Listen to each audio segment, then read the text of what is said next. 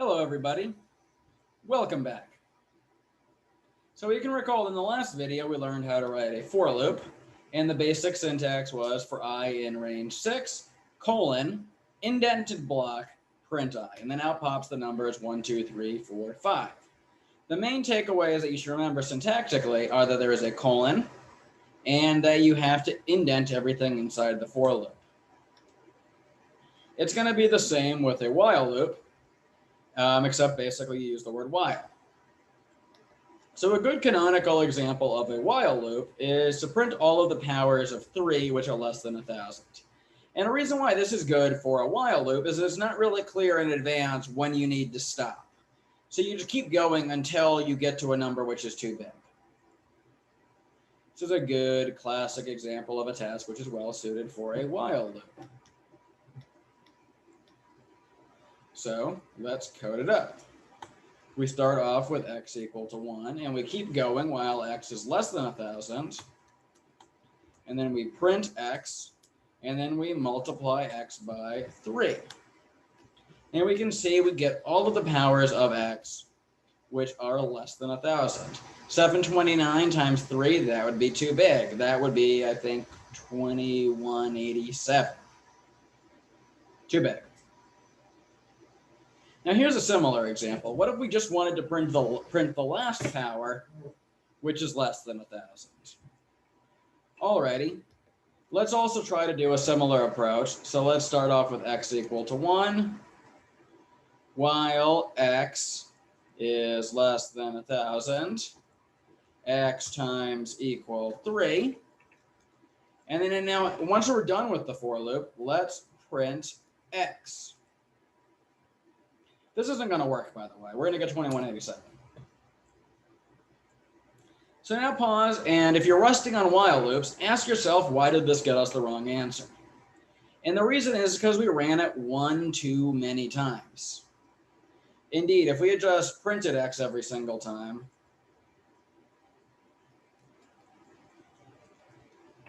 we would see that we go 3, 9, 27, 81, 243, 7, 29, 21, 87. So we want to run this one less time. And the way we do this is by saying if the next value, which is 3 times x, is less than 1,000. And now we get the correct answer of 729. So that's basically it for while loops. While loops are like for loops, but they keep going until a certain condition is no longer true. And as with for loops, you use while, you do a thing, then you do a colon, and then everything inside the while loop needs to be indented. Now on to if statements. So let's set x equal to 3 and y equal to 7. And let's write some code. So we say if x is less than y, colon, print x is less than y.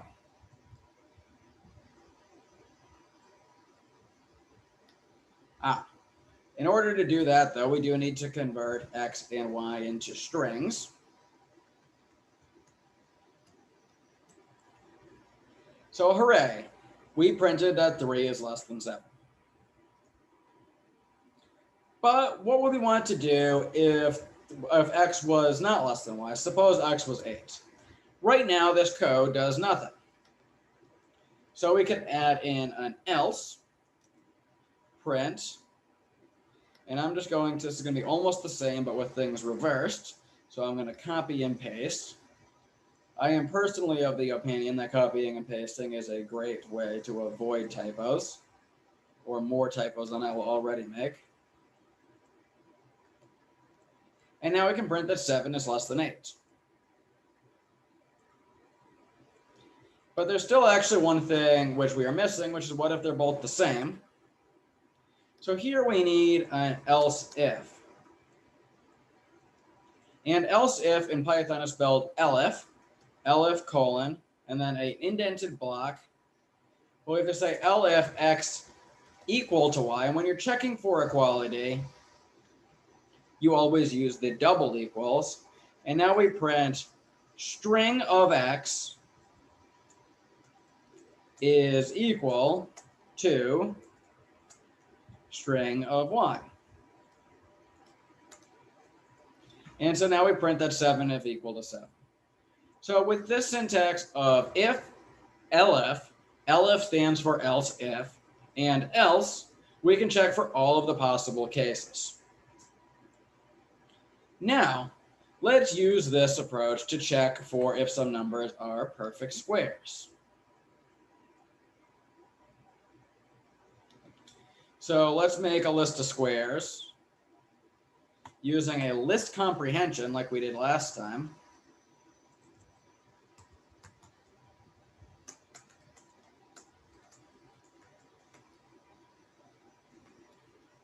Okay, so squares is going to be the first 20 squares.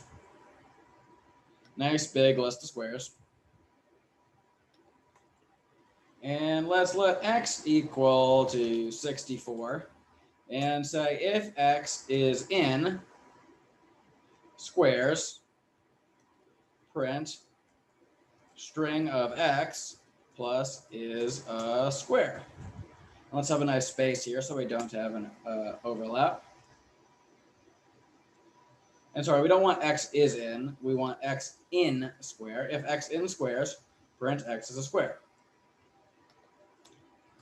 Else, print string of X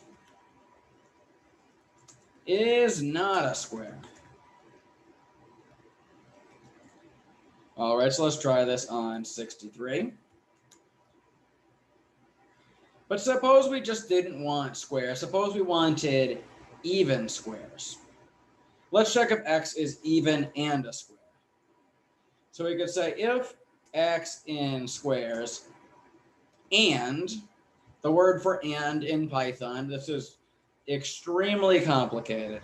This is the most possibly complicated syntax we could come up with. The word for and is A, and, N, D. Okay, good. So if X in squares and X modulus 2 is equal to 0, print string of X plus is an even square. So right now this doesn't do anything because X is equal to 63. But if we change X to 64, it's going to print X as an even square. Else, indented block, print string of X is not a square.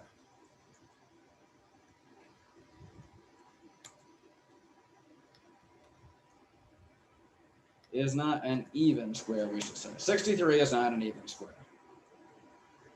So that is and, or will be almost exactly the same, except that we want to use the word or. And we should print out string of X is even or a square. And then else, well then the opposite of being even or a square is neither even nor a square. And we can see that 63 is an odd number and it's not a perfect square. So the last two things we need to introduce in this video are break and continue. So break will automatically break you out of a loop. And so this item here is going to be a little bit tricky, but it's meant to show what is going on. So we're going to have n equal to 1,000. And L is going to be a list of 4, 6, 0, 5, 2. And for each item in the list, print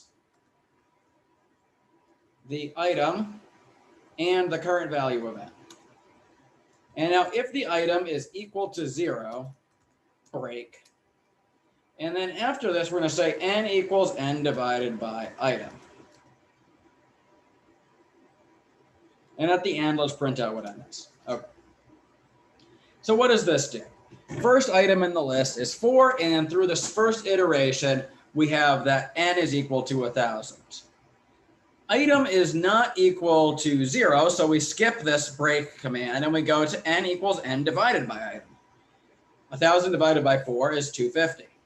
So now we get to the next item in the list, which is 6. So we print 6 and 250. 6 is also not equal to 0, so we skip over the break command. And now we get n equals n divided by item. 250 divided by 6 is 41.6. And so now we get to the next item, which is 0. So we print item and 41.6. But now the item is equal to 0, so we hit the break command. And the break command means we completely break out of the for loop or the while loop that we're in. And so we're done. Now let's try this exact same example, but with continue.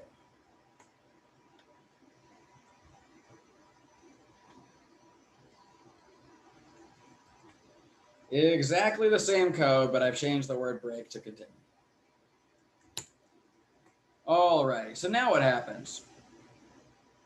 What continue does is it skips the rest of the current round and it goes to the start of the next round.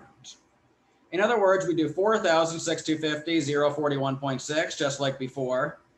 And then since this item here is equal to 0, we skip this line and go right back up to here, the next item in the list. So we have 5, and then this thing is still 41 because we didn't do the division, we skipped it. And then we go to 2, and then we do another division.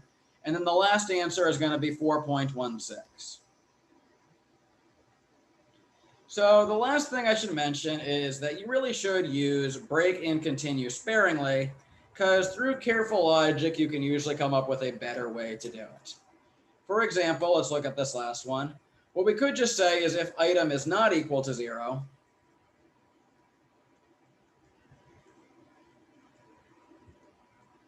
do this division. And this will give us exactly the same results. So break and continue are useful tools to have in your toolkit. However, I don't use them very often. I don't recommend you use them either, because you can usually, if you're careful with your logic, you can usually come up with an easier way to do things. So that's it for today. I will see you guys again next time.